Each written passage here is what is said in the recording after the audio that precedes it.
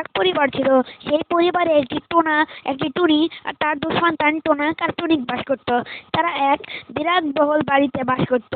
তাদের বাড়ি অনেক ছিল, অনেক বড় একটি বাড়ি। আমার নাম টোনা, বুঝলে? আমার নাম হচ্ছে টুনি, বুঝলে তো তোমরা?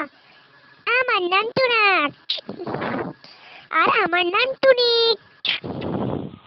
একদিন টোনা তার কাজের জন্য বাইরে চলে যায়। বাইরে তার অনেক বড় একটি কাজ ছিল। সেই কাজ করতেই টোনা একদিন বাইরে চলে যায়। টুনি এই বাড়িতে একাই থাকতো, বুঝলে?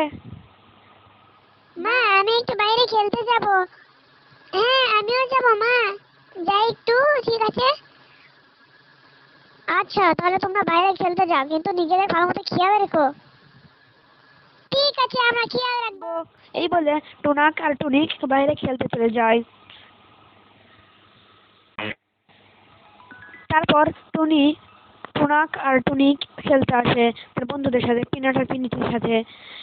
তখন পিনাট বলে, কে রে তোরা এখন এখানে যে কোনো কাজ আছে নাকি? হ্যাঁ? তখন টোনা বলে, হ্যাঁ, কোনো কাজ আছে, তোর সাথে আমরা খেলতে এসেছি, চল খেলি। টুনি বলে, ঠিক আছে, চল খেলি আমরা সবাই মিলে। চল খেলি। এরপর তারা সবাই মিলে একসাথে খুব মজা মাস্তি করে নাচ দেয় এবং খেলে।